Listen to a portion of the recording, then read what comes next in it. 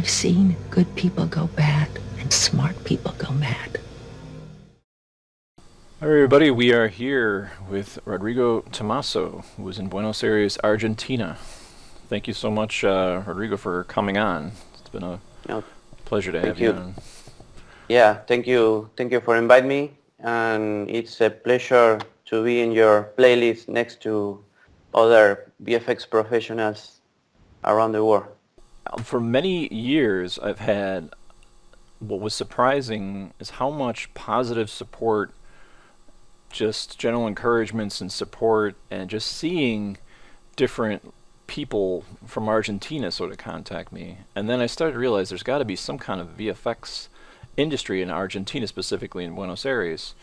And it was like the one place on the map we have not gone yet. We've gone to Russia, Europe, you name it. You know, I think I haven't really touched North Korea or China yet. I mean, we're still on the way. If anybody is there that wants to, come out. But I just found that Argentina was really interesting. And then during COVID, when we were all locked in, I was surfing Amazon, and The Vast of Night came up, and I was just blown away by the VFX, and it was really a breath of fresh air to see a movie so original and so awesome in the midst of sort of like a miserable time in the history of, the world. And it was just kind of really, I just remember being sparked with just inspiration on it. And then doing a little research, found out that you and your team, led by yourself and Marcelo Garcia, sort of led up this, and you were contacted by the director himself to do the shot. And the shot itself, the shots that you did, both the what we call the oner and then the docking sequence, were both so world-renowned that you had even Roger Deakins and Steven Spielberg asking, how did you do this? Which was can't be the best compliment you could ever get.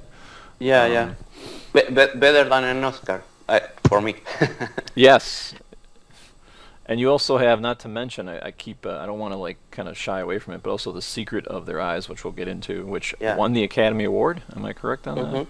Yes, in 2010. Yeah, best foreign language film. Best foreign language film, yes. And you guys kind of spearheaded the VFX there. So, can you kind of give just an introduction to yourself and how you kind of got into visual effects, as well as meeting your business partner, Marcelo? Yeah.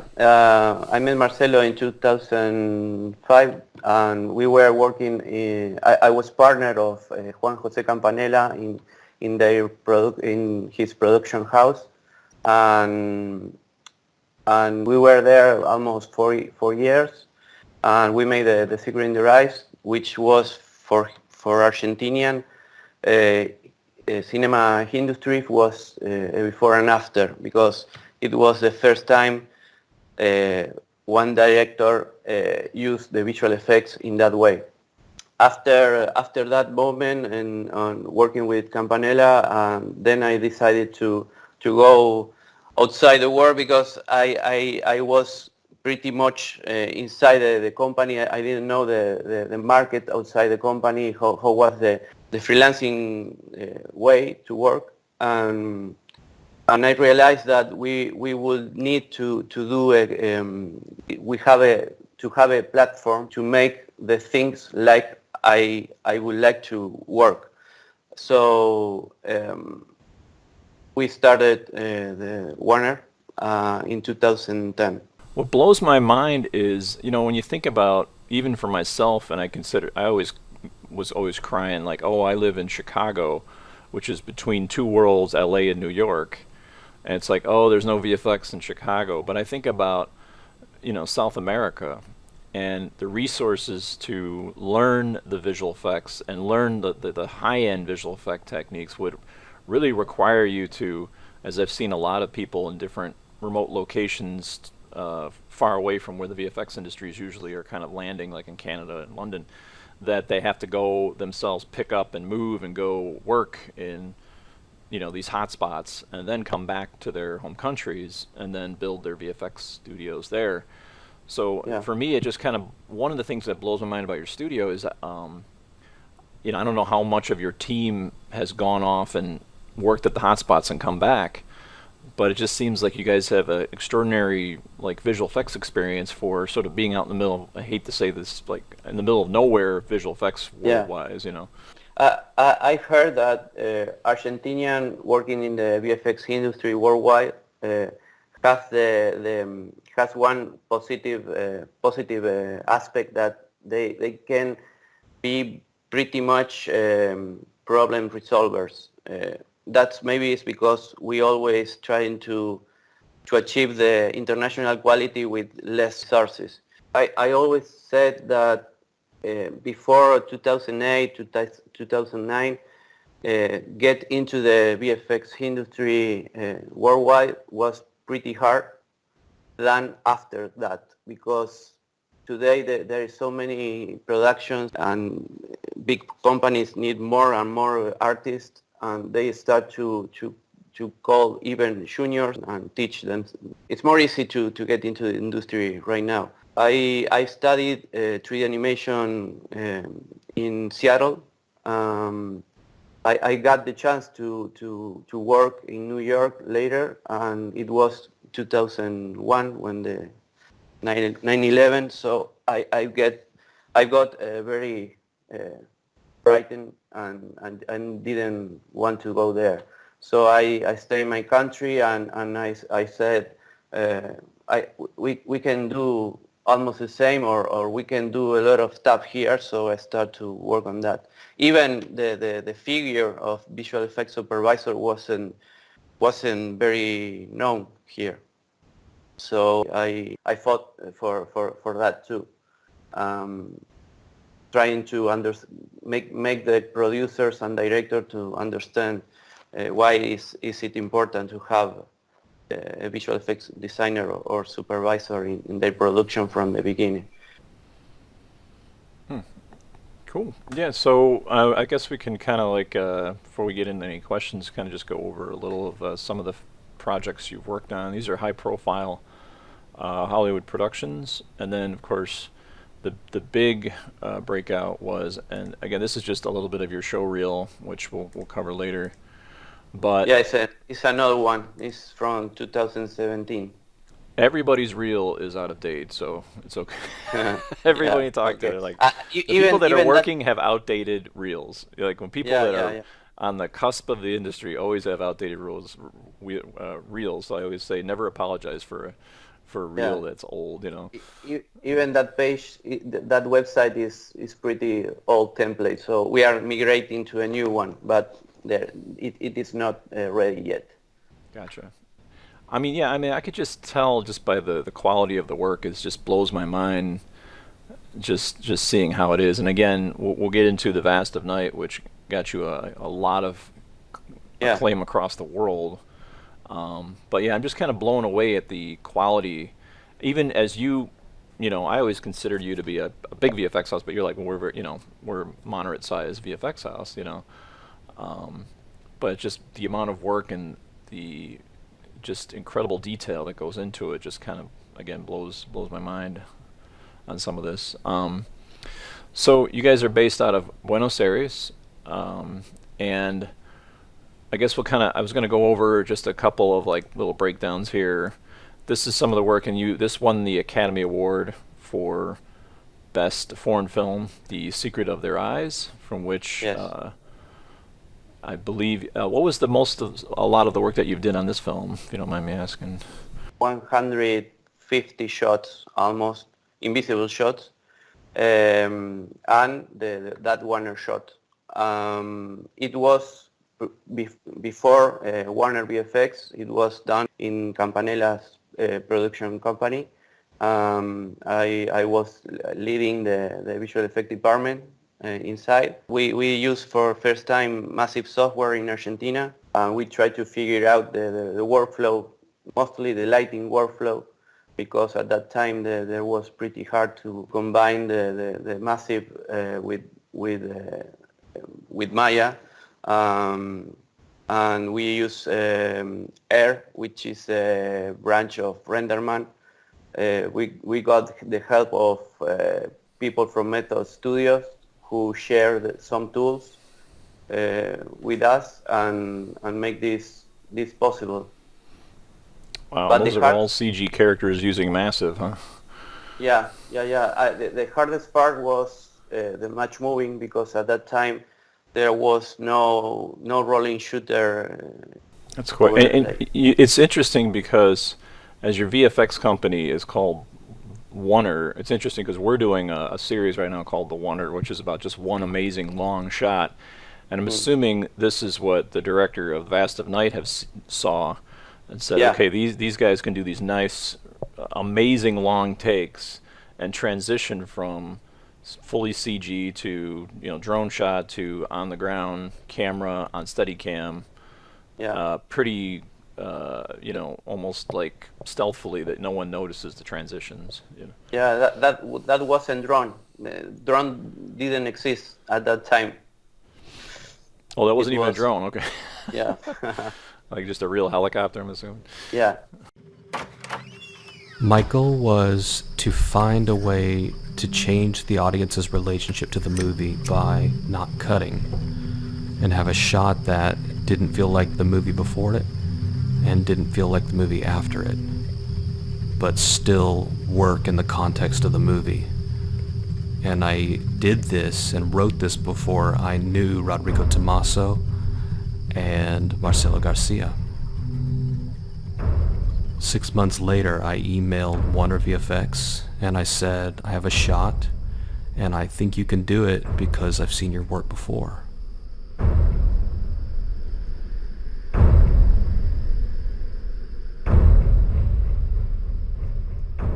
Three months later, they came to Texas.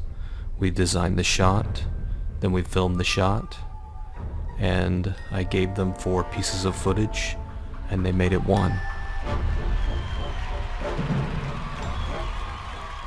And there was no way to see it to the normal eye because the VFX were so good. It was so seamless. Anyone I meet in Hollywood wants to know how I did this. From Steven Spielberg to Ryan Coogler to Roger Deakins. And I always first tell them it started with an incredible VFX house in Buenos Aires, run by my 2 friends, Rodrigo Tomasso and Marcelo Garcia.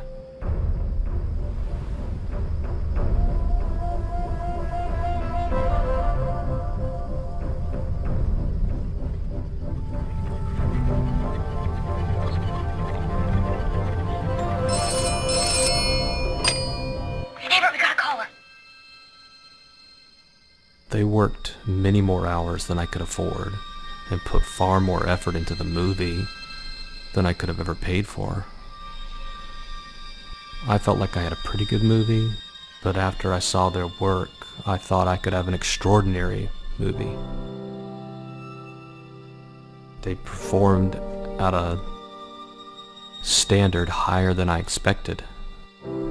I remember being so shocked and impressed by their work, by their passion, that I felt like I needed to go and re-edit the whole movie and improve it to live up to the main VFX sequences, which were the Oner and the finale, the docking sequence. That doesn't happen for me very often. Everything about the work, the aesthetics, the delivery, the partnership, and most importantly, the passion. You don't get to pay for people's passion. And it's been a blessing to our movie and has helped launch my career and absolutely changed my life.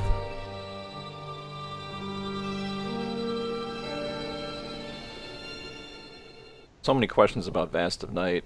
Did you want to just discuss a little bit how you came to meet the director, Mr. Patterson? Yeah, he took contact with us six months earlier than the production. So we go there and make some scouting of the locations. So we have everything planned. When we make the shooting, there was one only problem with the logistic of the day of shooting. So they have to split putting a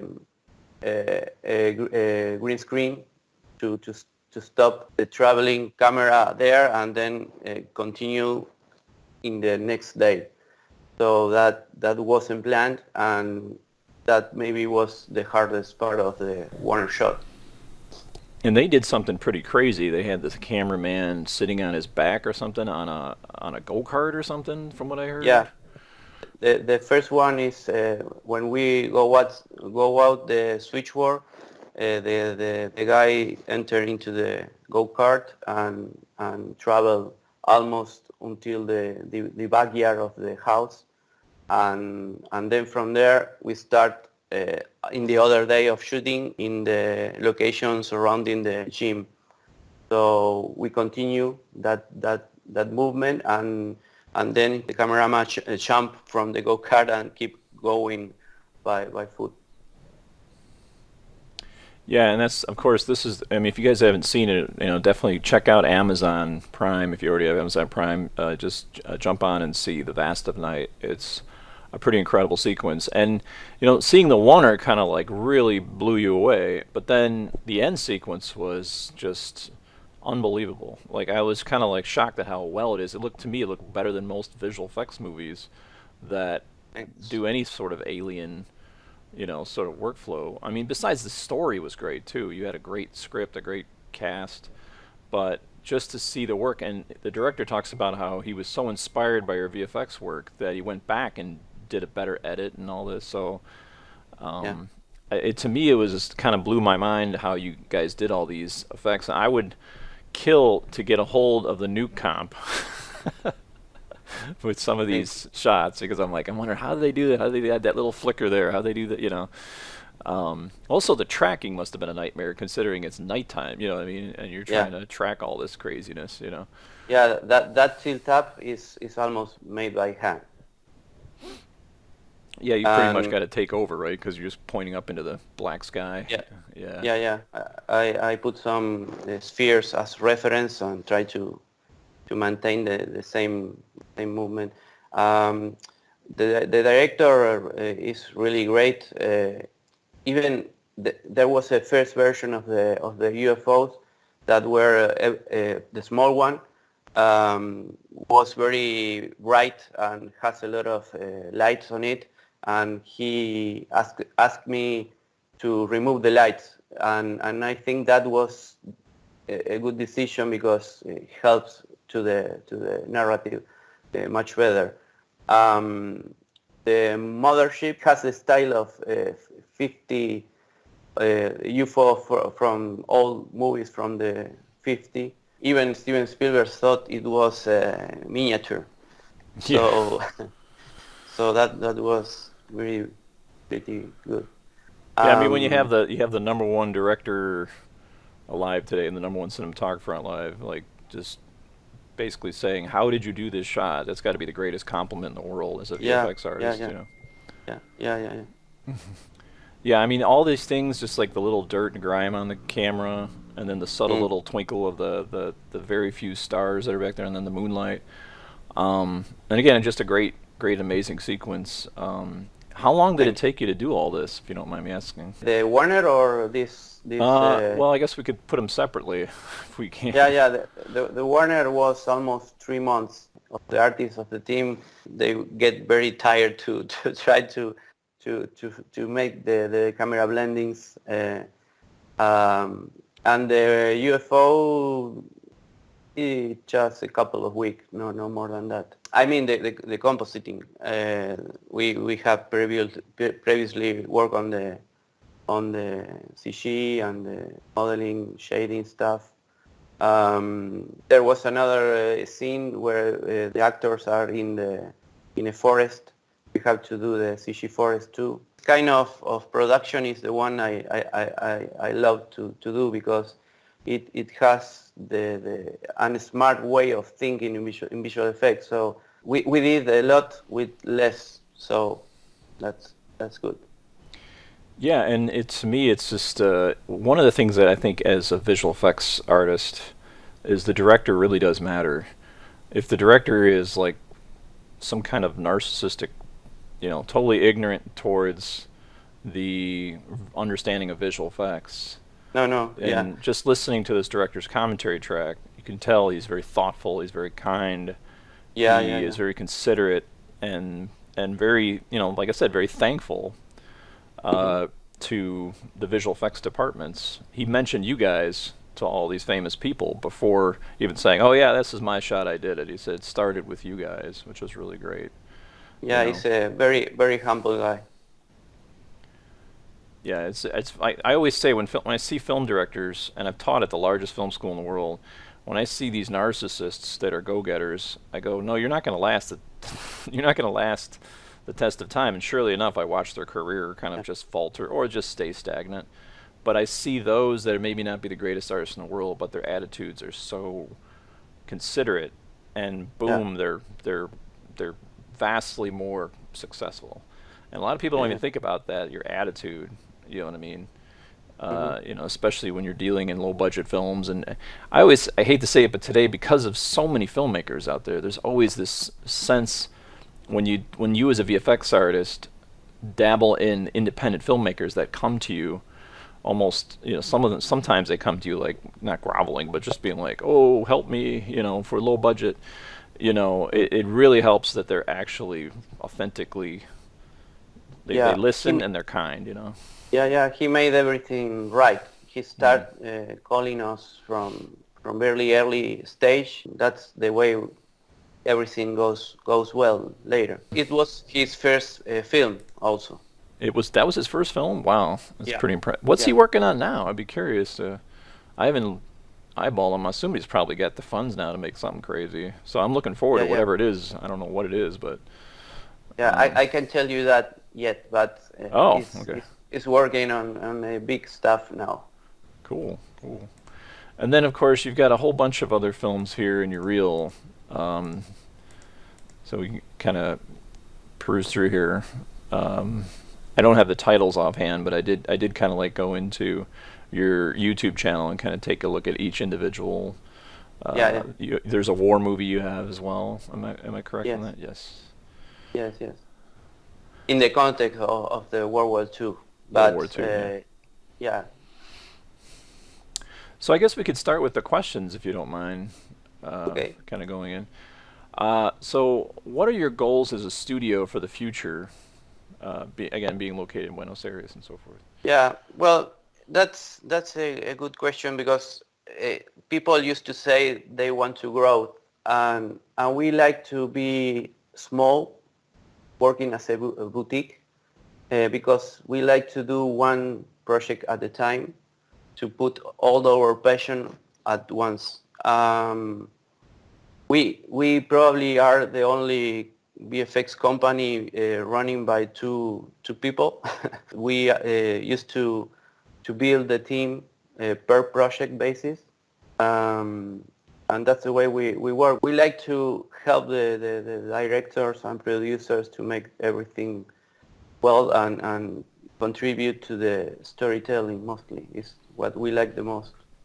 That's interesting that you should bring up that idea of we don't want to grow too much.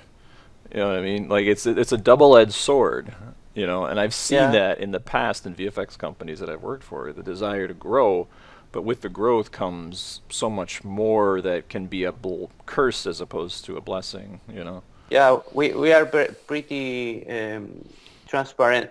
We always, if we are gonna do something, we are gonna do it right. If we see that the project is not well planned, or we prefer not to get involved.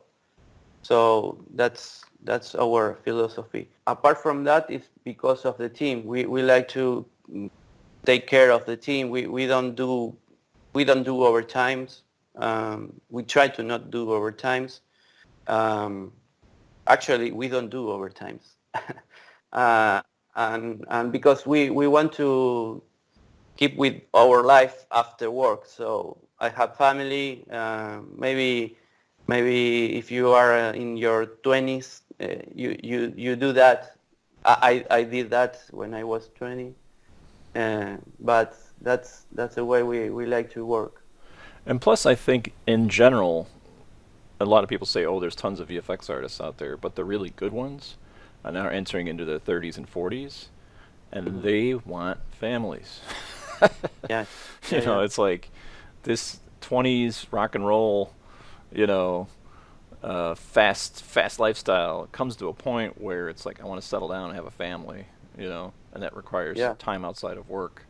So I'm starting even to see myself, a lot of VFX houses honor, you know, the reality, also honoring the need to take a break.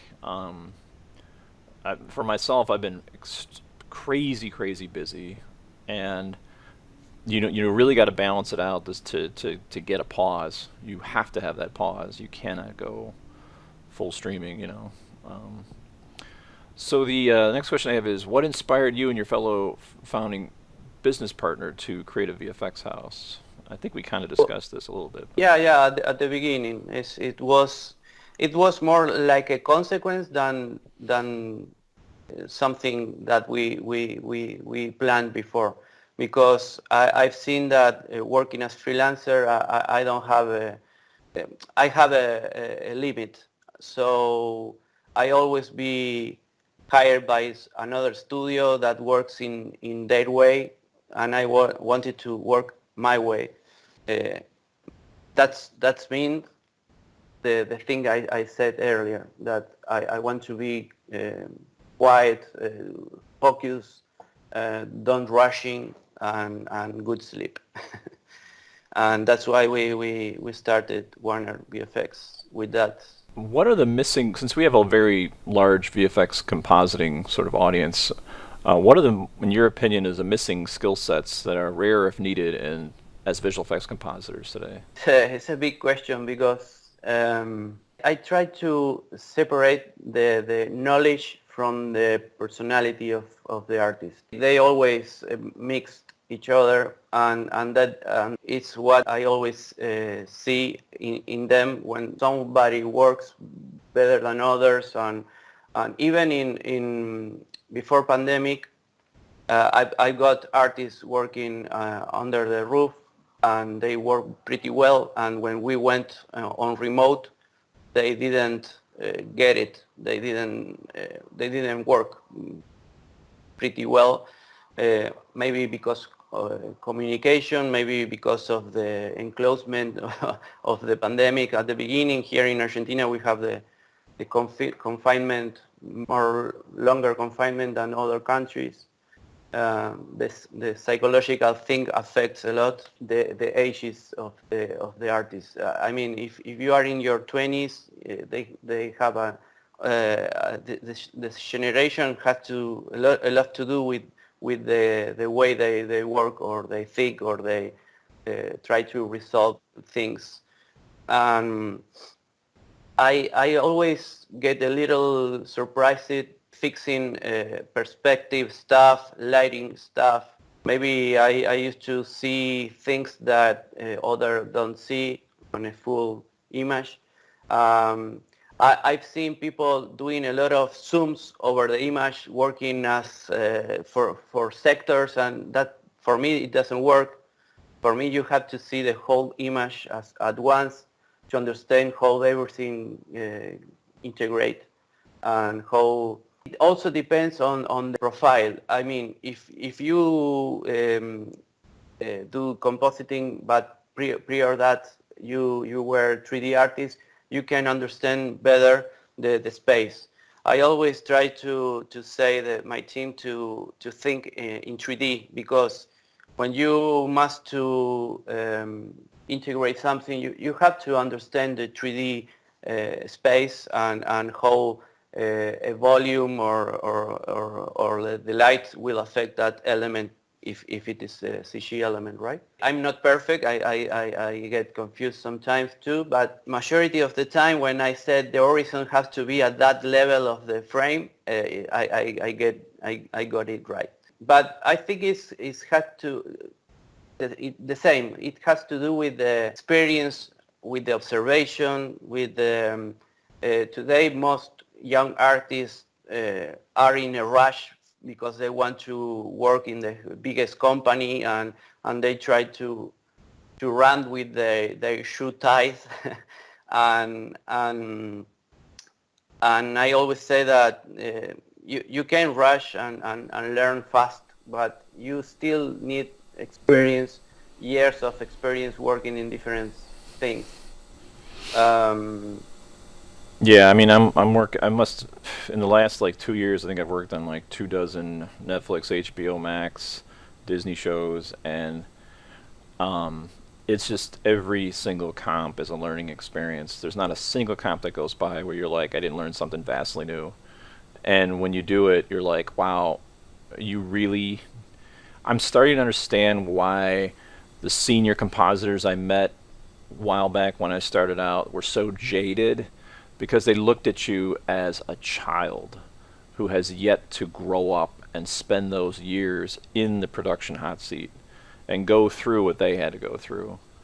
And I wouldn't say that they might be also slightly jaded, but it just seems like they kind of know like where you're at and know that come back to me in 10 years when you've done 10 years of production experience, and maybe my eyes will lighten up a little bit more to tell you more, but you haven't gotten there yet. So go and spend those years. Yeah. But it's difficult because how do you measure how good you are? It's pretty difficult because I know people with 15 years of experience and they don't have the international quality for say. I've seen people with less than 15 years working better than others with more years of experience. So I don't know exactly why, but it's a thing. It could be many things. It could be just ignorance to learn anything new. Yeah, not changing old ways, you know. Let's be honest. Today you have a lot of resources on YouTube, but nobody tells you how to order that information, how you plan your education. That's why I always ask people to do some foundations. Maybe I went to the university and it gave me some base to my knowledge, and from that I start to learn other stuff. Today I think is pretty necessary to have a mentor to guide you in your career. I have a friend he's on my channel, Evan, and I took him on with that mentorship, reality, and we kind of discussed academia and how academia doesn't have, at least in the undergrad level, the real mentorship, apprenticeship reality. You're kind of left as your own, and the teachers and the administration's too busy to even worry about you because you're just a number. You know what I mean? And the idea of this sort of like person looking over you, advising you constantly, is something that is needed. And I only see it at schools like Lost Boys that takes in like a handful of students, and they're there over their shoulder 24/7. Yeah.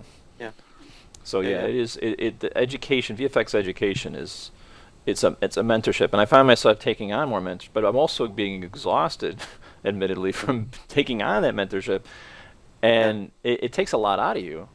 You know what I mean? As somebody that needs to, again, almost like Groundhog Day, the movie. This person has no memory of you now. Now you have to reteach them, this new person, the same stuff. So that's 15 years of teaching.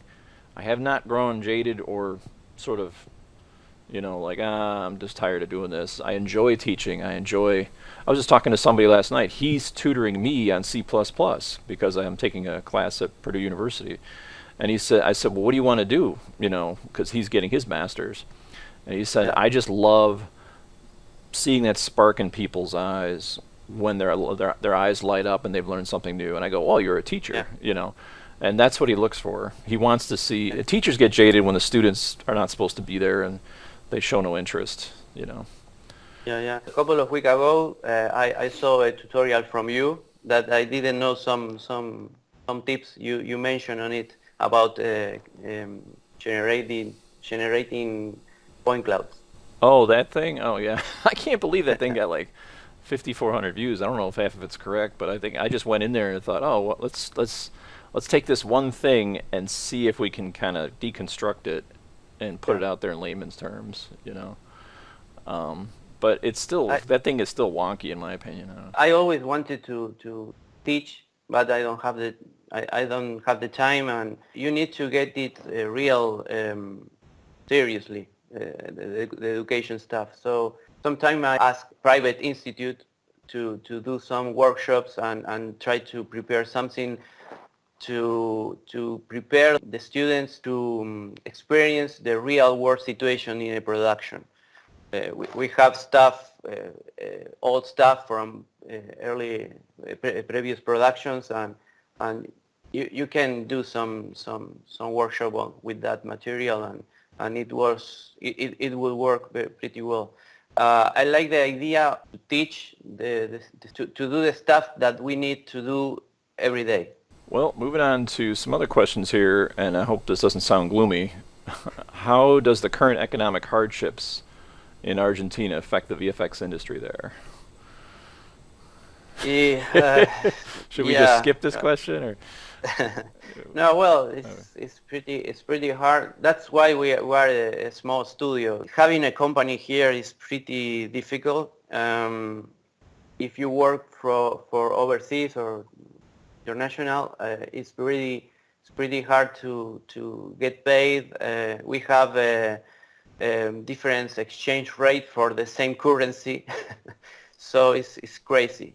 I would assume that might give you guys a slight advantage, right? Yeah, at the beginning it was the exchange was helpful for get work from outside the country, but we had inflation. This year we are gonna be almost 100 inflation in 1 year. Yeah. Wow. Yeah, and you can do any plan with that. Even when we bid all previous project films, you can wait for 1 year until the film get financed, and you have to calculate how much inflation it's gonna be in 1 year to not lose money. Wow. Yeah, I have a friend. I've been all through the pandemic. We've been Skyping back and forth. He's in Argentina, and he was just telling me the hardships. Yeah, he's kind of starting out in the VFX industry, but yeah, I was kind of thinking about him as we were about to do this interview. But yeah. So yeah, I mean, it's something you know, it's just reality. We just got to get through it. Who knows what's going to happen in the next 10 years? The other day, a guy from Iran sent me an email and asked me for shop, and it was a pretty good matte painter, and he said how we can work if I'm in Iran. So I didn't know that they can leave the country. They can get paid from it. He can do nothing there, and he's a really good artist. Wow. Yeah, we have an artist from I believe he's in Saudi Arabia right now. So we have a vast community of artists from all over. So yeah. I think the last question from me before we go to the audience questions. Any criticisms of the current VFX industry? This is. Yeah, the same as the other guys who always complain about how big studios works. This last month, I've read a lot of articles about Marvel, and I don't know what is the solution, but that's why we don't work with blockbusters, because today there is a lack of artists.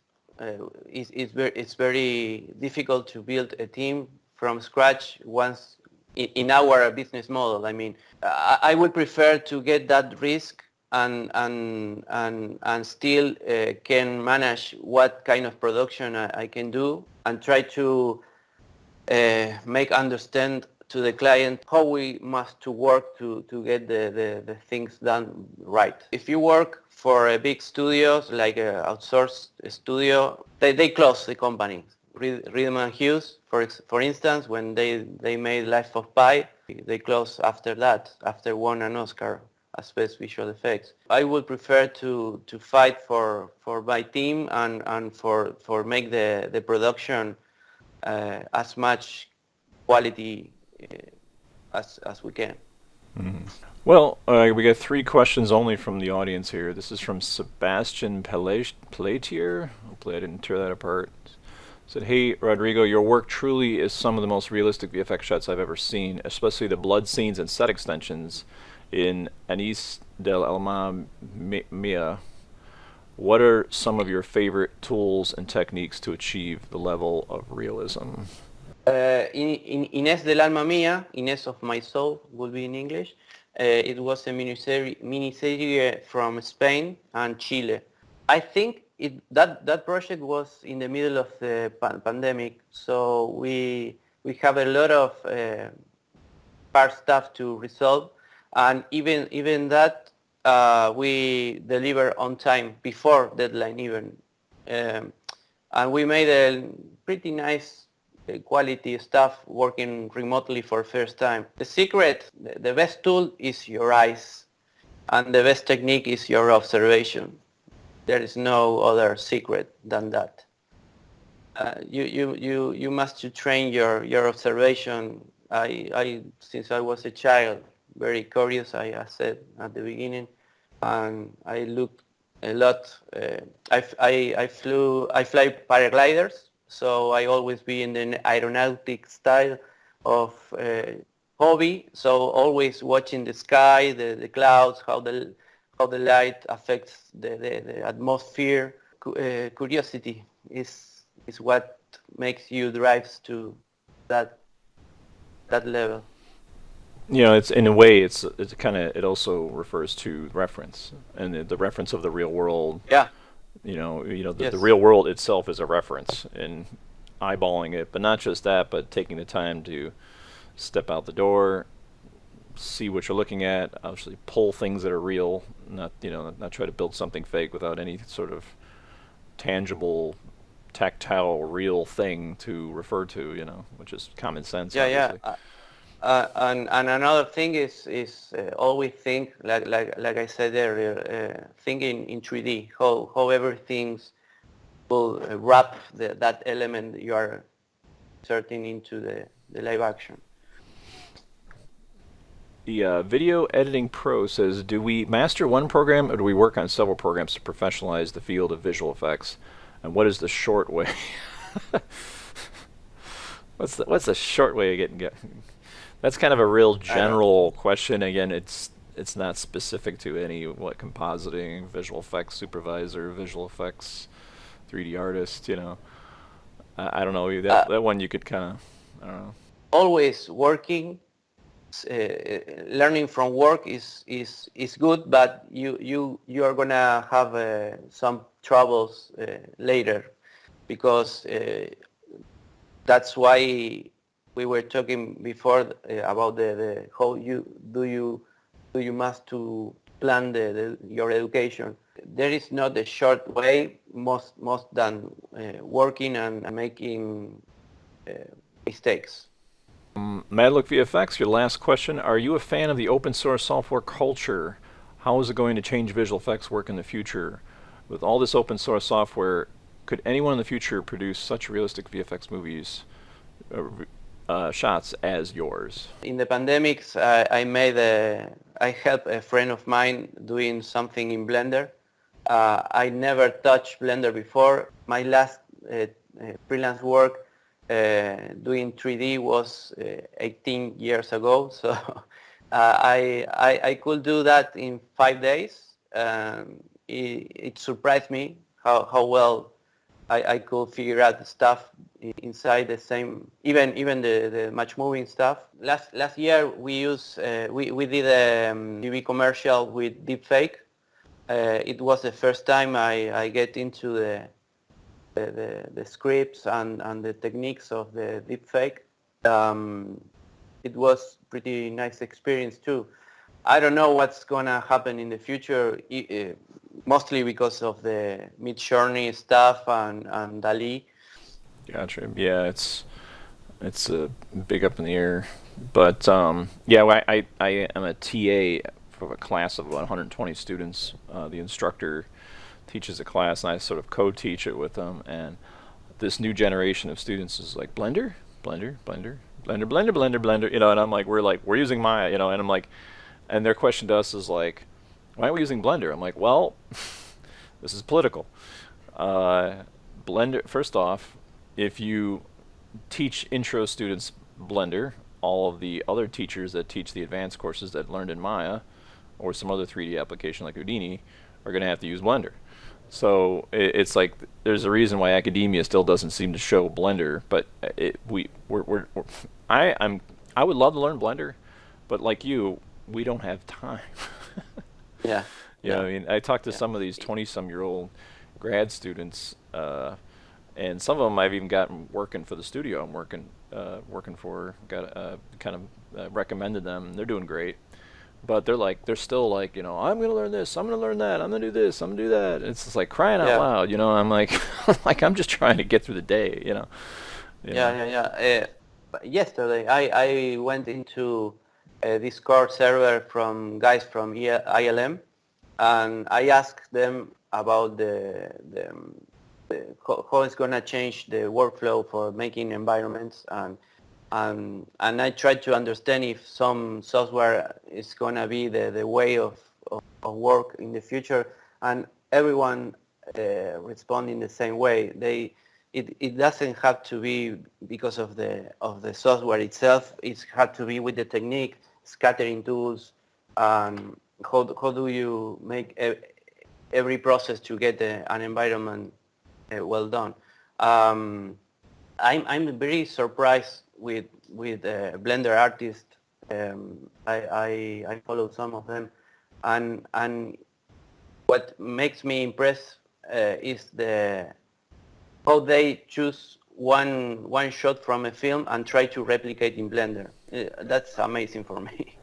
Yeah, I've seen some pretty. I mean, when it comes to the thing about Blender, it attracts people that are sort of like, I'm going to learn on my own, and that right there is motivated people, and then they go and do amazing things with this free program. And there's a part of me that wants to take over because Maya continues to be broke half the time. You know, there's this, that, and as I continue to teach Maya as a TA, there's like, why is this doing this? Why can't this do this? Why can't we just do? I'm like, and I remember when I was working at NetherRealm Studios, Chuck Ernst, who was our cinematics director, veteran in the games industry, he goes, Maya makes easy things hard and hard things easy. So in other words, if you want a forest, you can paint a forest really quick. But if you want to do something really simple, you know, it's why is this taking so long? You know. Yeah, I used to say that if you see and tag my channel, you know, the guys from Houdini, they start to do tutorials about Blender. Since Blender have geometry nodes, that's a clue to understand that Blender is getting good. Yeah, it's getting there. When it takes over, we don't know. But anyway, well, I will let you go. We're almost at the hour mark. Thank you so much, Rodrigo, for being on. We're going to definitely be watching your studio with great anticipation, as you definitely put yourself on the map. On the map. Which is really cool. And again, definitely, you know, kudos to your fellow partner in crime here, Marcelo. Marcelo. Again, you guys seem to be a great kind of team, and again, a great inspiration to just even young VFX artists. Thank you so much. Excuse my English, mostly at the beginning, and I hope people who watch this video get some information. I think they did. Right. Yeah, I did.